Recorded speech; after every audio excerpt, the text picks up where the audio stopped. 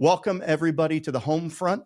This is Jeff Dudan, and I am excited today to have George Hincapie on with us. George is a Tour de France stage winner, a three-time national road race champion, and has represented the United States in 5 consecutive Olympic Games from 1992 to 2008, and has really been a fixture in the cycling world since his teenage years, way back in the day through today.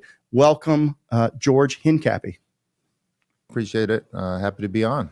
Yeah, I have to tell you, man, I was familiar with you throughout your career, but I've spent the time preparing to talk to you today. Read your book, The Loyal Lieutenant, which has really been great, and just kind of consuming your content. So fascinating story. You have done so much.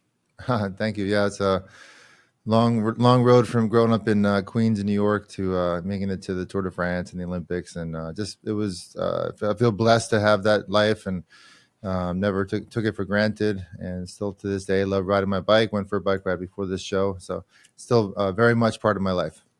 Yeah, fantastic. So you grew up in Queens. Your dad was an immigrant from Colombia, I believe, and he worked for United Airlines, but he was also a cycler, and he got you interested in cycling at a very young age. But you were living in Queens. How was that even possible? Were you riding in the park? Central Park? I grew up racing in Central Park and Prospect Park, and a lot of people don't realize this, but even to this day, there's quite a big cycling culture in New York. I mean, there's people from Europe, from South America, from all over the world that go to New York for different various reasons, but a lot of them bring their cycling passion with them, and they have this really hardcore racing circuit on the weekends in Central Park, and it didn't matter if you were a 12-year-old kid racing against these guys. They wanted to win no matter what. So for me, it was actually quite the experience growing up racing against adults and people that had cycling in their childhood, and that's all they knew. So I learned a lot growing up in New York City, so much so that by the time I got to Europe racing, I never felt overwhelmed. I'm like, hey man, I rode my bike in New York City racing against people from all over the world. This is like what I grew up doing, so it wasn't a big deal. Yeah. So my daughter goes to school in New York. I've been visiting her on the weekends. And what I've learned when we go to walk in Central Park is look both ways.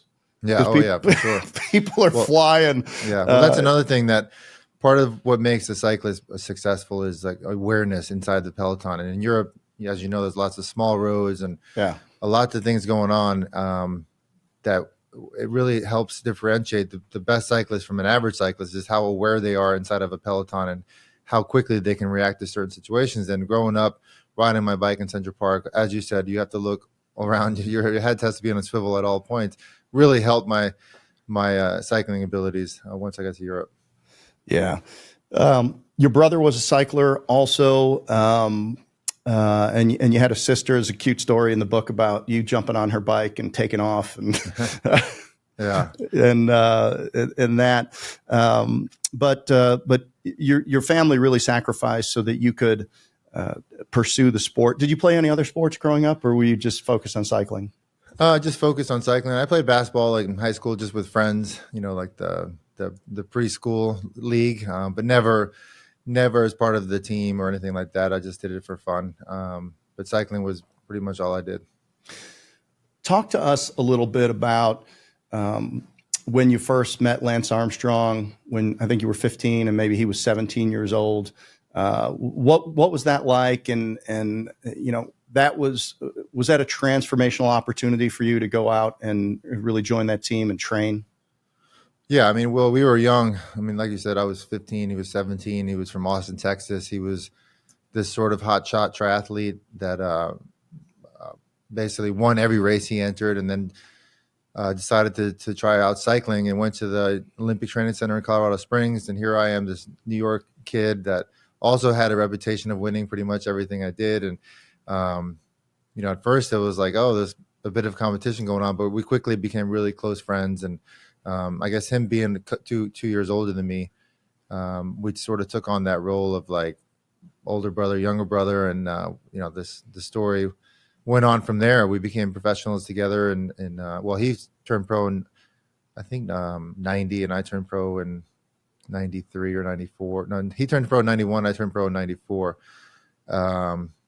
or 92. Sorry, he turned pro after the Olympics in Barcelona, and I turned pro in 94. And we turned. I rode for the same team he did, Team Motorola.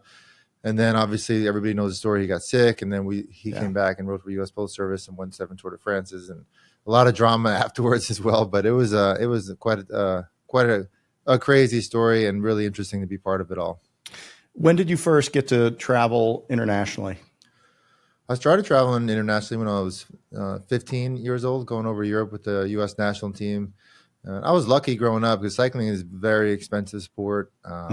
And we didn't have much money growing up, but I had support early on from teams in New York City, from individuals in New York City that just love cycling, and they just wanted to help promote cycling in the United States and help young kids make it.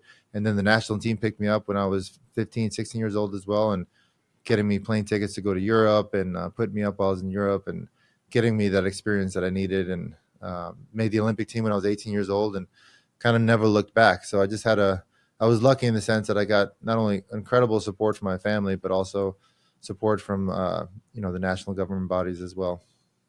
Yeah.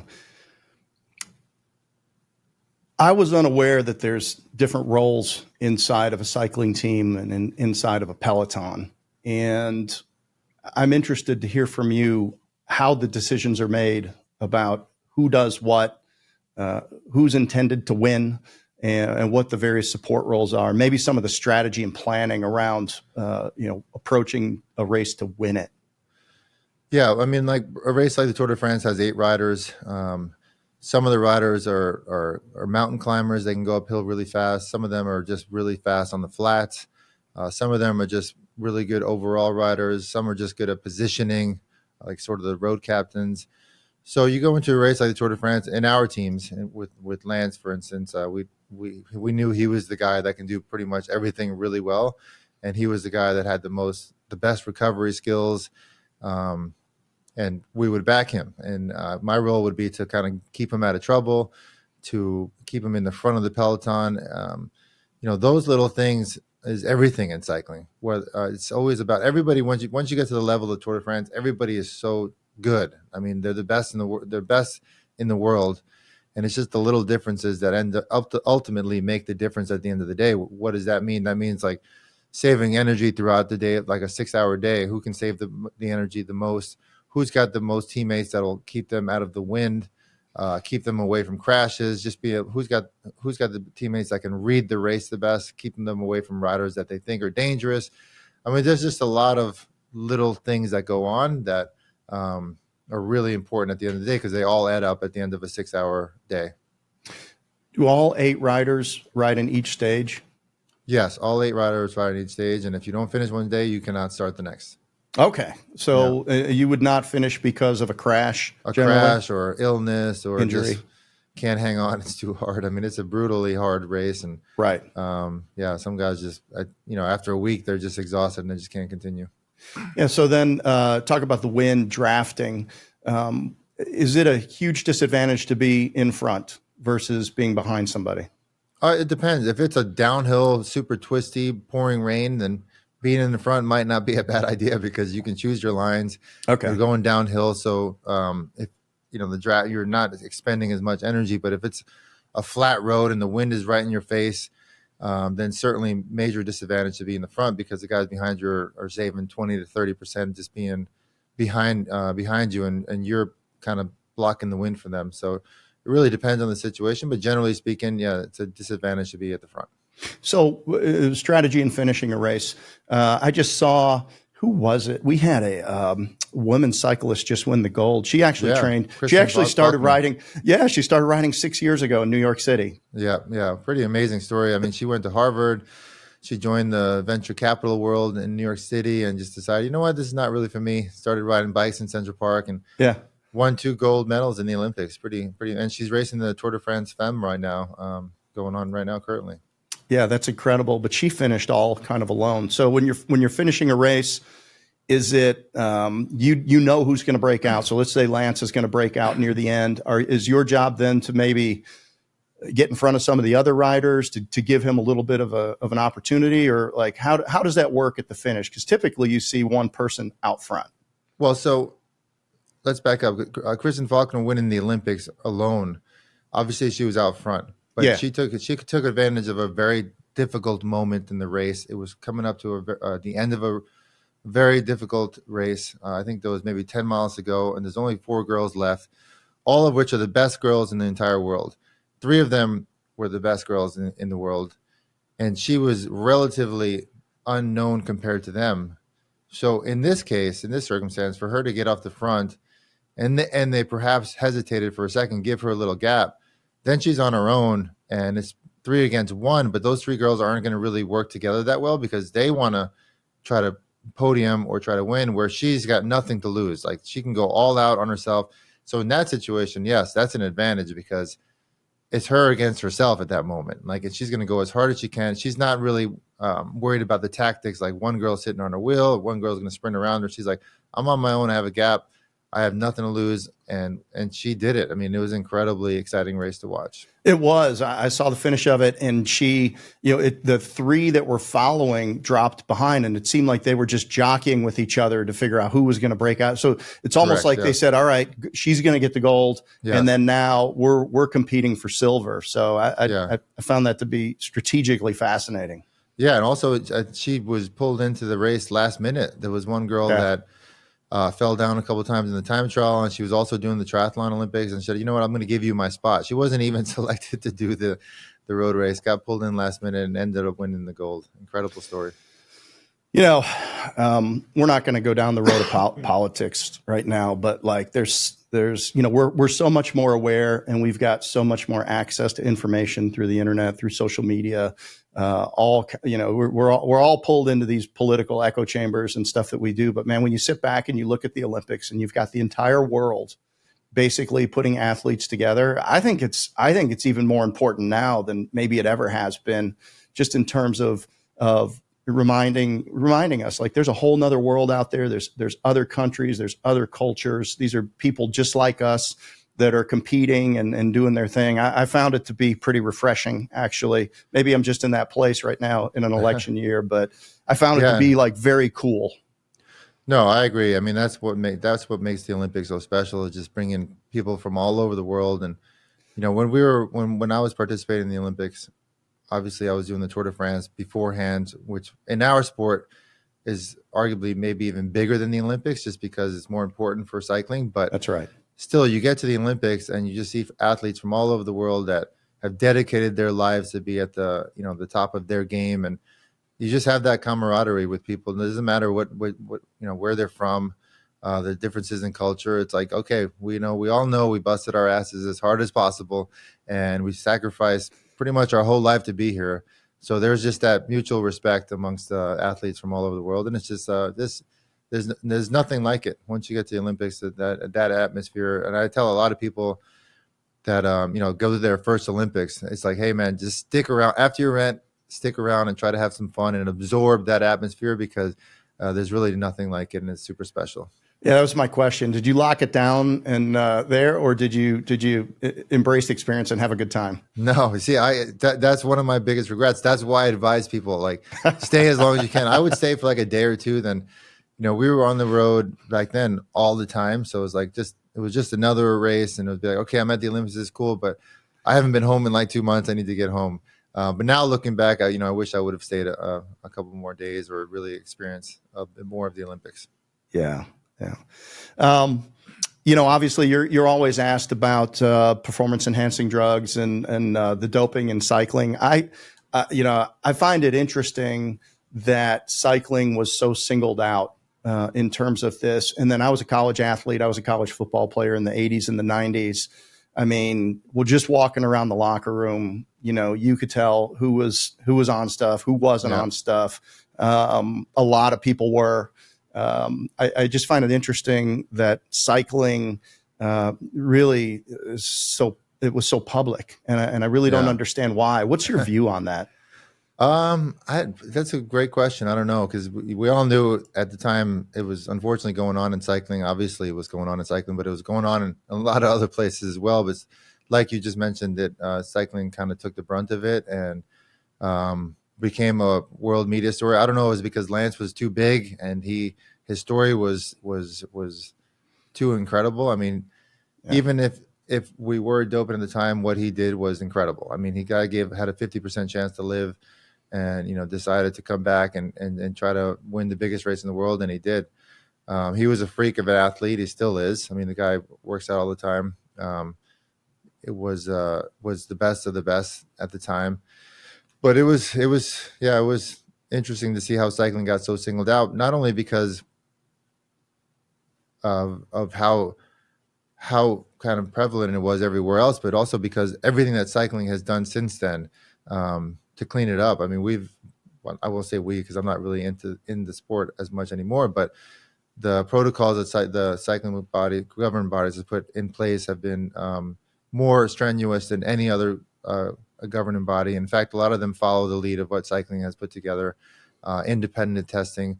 A lot of the teams decided to come out on their own and say, you know what, we prefer to have a clean team than to get results right now, just to prove that with science, technology, and nutrition, we can sort of start mimicking the effects of doping. And I believe that's what you're seeing today is the riders are going faster and faster. And it's because the bikes are lighter, the bikes are faster. They're all going to altitude camps. The training is so precise now. The nutrition is so precise. There's no more guessing game on like, oh, wait, if I ride 4 hours, should I just have like a pizza and this? It's like, no, you ride 4 hours. Like they eat to fuel now. They don't eat for pleasure. Like it's so scientific. And you're seeing it by how fast they're going. Yeah, I think steroids in a lot of ways are just a shortcut for people. And, my experience is that there was people on the line or in the linebacker core that maybe probably without steroids wouldn't have been anywhere near the field. But they were. But I think cycling's an endurance sport. It's a strength sport. And are there hacks that are legal that people use? I mean, I don't know, oxygen, or I know there's blood. Like people will sometimes take blood out and run it through and put that stuff back in. Are those types of things legal or even necessary, or do you think just with the advanced training today and the nutrition and look, you can do everything. Like we know so much about the body now. Yeah, well, that's what I was going to say. I mean, there's certainly hacks. There's certainly a lot of things that are still not legal, but altitude training, for instance, is definitely legal. I mean, you can go up to Colorado or in Europe, go to certain, Tenerife, where anything over 8,000 feet, and you go spend 10 days there for certain periods throughout the year, then you're mimicking the effects of doping. And these guys have got it so dialed in, they'll know the exact effect that 10 days or 2 weeks at altitude has on their body.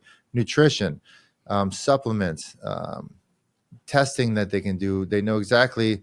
Look at all these longevity places now. They know exactly, like by blood tests, like, oh, well, you're deficient in vitamin D. You don't absorb vitamin D, even if you're in the sun all the time. They're starting to figure out all these different things that you can naturally supplement through products that are legal that will make the body just work pretty much ideally. So there's certainly a lot of hacks out there. I don't know them all, but I know that there's a lot out there. Yeah. What's your training regimen today? I work out in the gym like 3 or 4 days a week. I bike 3 or 4 days a week, and I play tennis 2 days a week. So nice. I pretty much exercise every day, but I try to keep it fun. Great. Nothing extreme. Like I don't do the 5-6 hour rides anymore. I try to, but I work out anywhere from an hour to 3 hours a day. Yeah. And you have a son now that's a cyclist. Yeah. So that's why I still ride a lot, because I love riding with him. He's 16. He's national champion, and he can drop me on the climbs, but I can still put it to him in some places, and it's just really fun. There's nothing like being a father and watching your son progress from when he was 10 years old to hating the bike to making him go out and ride and thinking he was a lazy kid, to now he's just like he can ride away from me on Paris Mountain anytime he wants. So it's been fun, and it's been a real joy for me to watch him progress. And in fact, I'm taking him to Spain on Friday, where he was born, in Girona, Spain, and we're going to ride around there for 5 days. And I'm just really looking forward to that. Yeah, I saw something in the book. I was skimming through the back part of it, and he got sick when he was 3 weeks old. Was it a blood? Yeah. What was that about? Yeah, he had some weird virus in 2000. He was born in 2008. I had to go to Tour de France a week later. So here he was, like 8-9 days old, and he just got this really bad fever and this sort of kind of dicey hospital in Spain. Mm. So I had to call like friends that were doctors, be like, "Hey, can you guys come help? We don't know what's going to happen." The doctors were like, we don't know what he has, but his fever was just getting worse and worse. And I just remember having like a breakdown. I got back from one of the stages, bawling, crying, and my directors and coaches were like, "Just go home and be with them." But my wife and her mother were there, and they're like, "You're not coming home. You know, like, yeah, there's no way you're quitting the Tour de France. We got this." And yeah, he ended up obviously recovering, and yeah, he's national champion now. So it's been fun. That's awesome. And then is he an Olympic hopeful, and is he going to follow the same path, or what is he thinking? Yeah, I mean, he's 16 right now, so it'd be amazing if he made the 2028 Olympics in Los Angeles. In fact, I've keep putting that in the back of his mind that it's a possibility. The way he's progressing every few months, I mean, he just gets stronger and stronger, and you know, I see no reason why he doesn't have a big shot to make the Olympics in 4 years. That's awesome. Where are some of the favorite places that you've traveled to, or maybe some of the favorite courses that you've run? I love going to France. I mean, France has got some spectacular mountains, lakes, oceans. I love southern France in between Nice and Monaco. I love Mallorca for cycling. It's an island off of the coast of Spain that's just incredible for cycling. 1 million cyclists a year go there to ride bikes from all over the world. Girona, Spain, where I'm going on Friday, has also become a hot spot for cycling.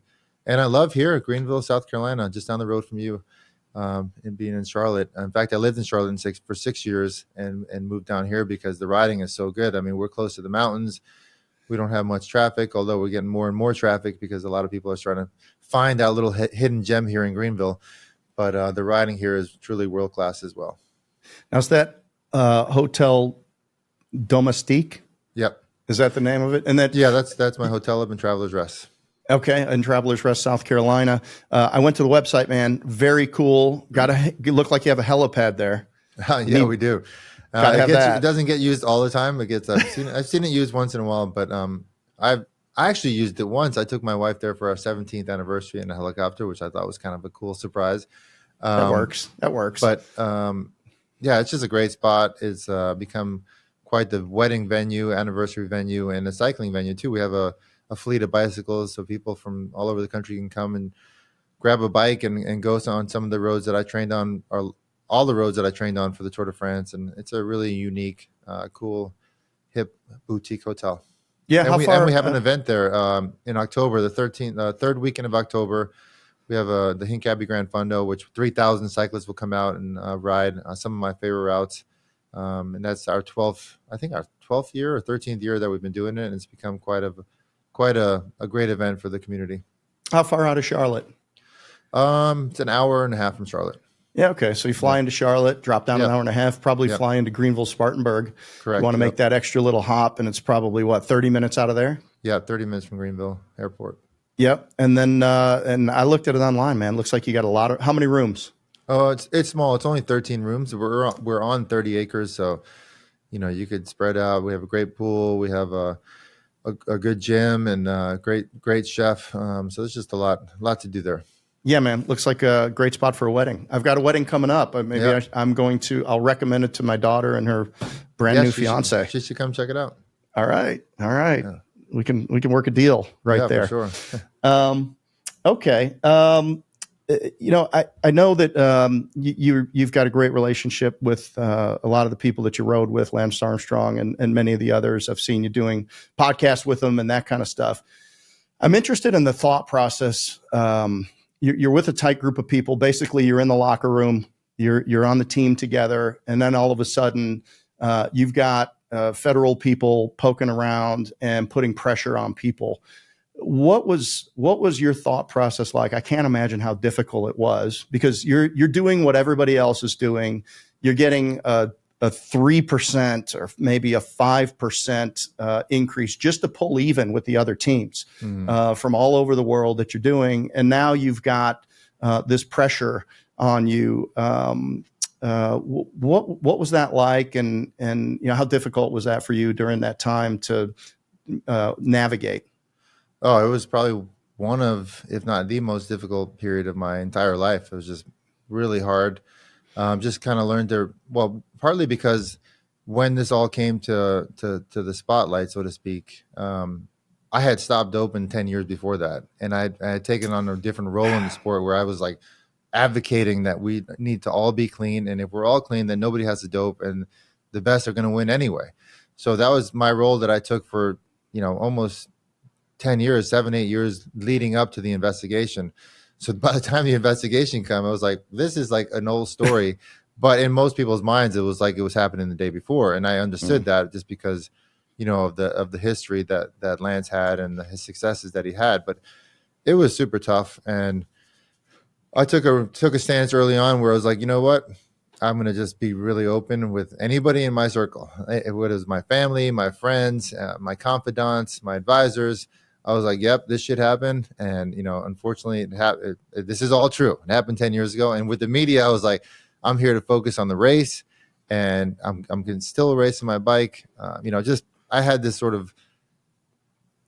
bullshit response to the media that I was like, yeah, I'm not talking about it. I didn't deny it. So I was not going to, my stance was I was not lying to the media and I was telling the truth to all of my people in my close circle. So by the time it came out, it was like anybody I cared about already knew and they already understood that, yes, this happened a long time ago. And I was a huge part of the change of the sport. And I was proud to still be racing my bike and still be the best of the best. Like I was the best helper for guys like Mark Cavendish, who you saw break the record of the Tour de France.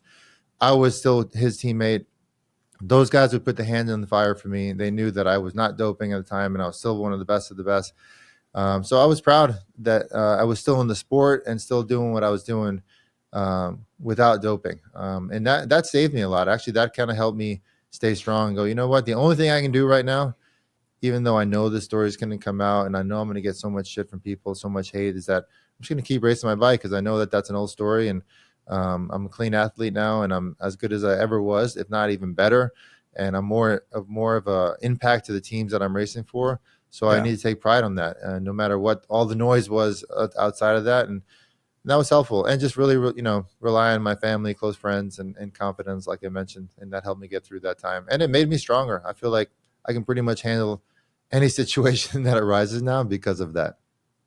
It's interesting how our perspective changes over our lifetime. And, where I am at my age and I'm looking back on it and I'm saying, you know what, across all sports, I'd prefer that they were clean because it'll keep our kids healthier. Yeah. It'll, some people just aren't going to be able to compete. And maybe that's just the way it needs to be because it's in some sports, it's probably cheaper and easier for them to take performance enhancing drugs because they don't have access to the nutrition and the weight training and the trainers and things like that. So, there's people that want so badly to compete. They want to be a professional athlete and there's a lot of pressure and there's a lot of money involved too. There's money, there's ego, there's sometimes it's just a college education, just getting out of wherever they can get to, but at the end of the day, some of these things are really bad for you long term. Yeah. And, sure. So I really appreciate what you did and, appreciate your role and kind of, whatever it is and making all athletics cleaner and safer for our young people to participate in.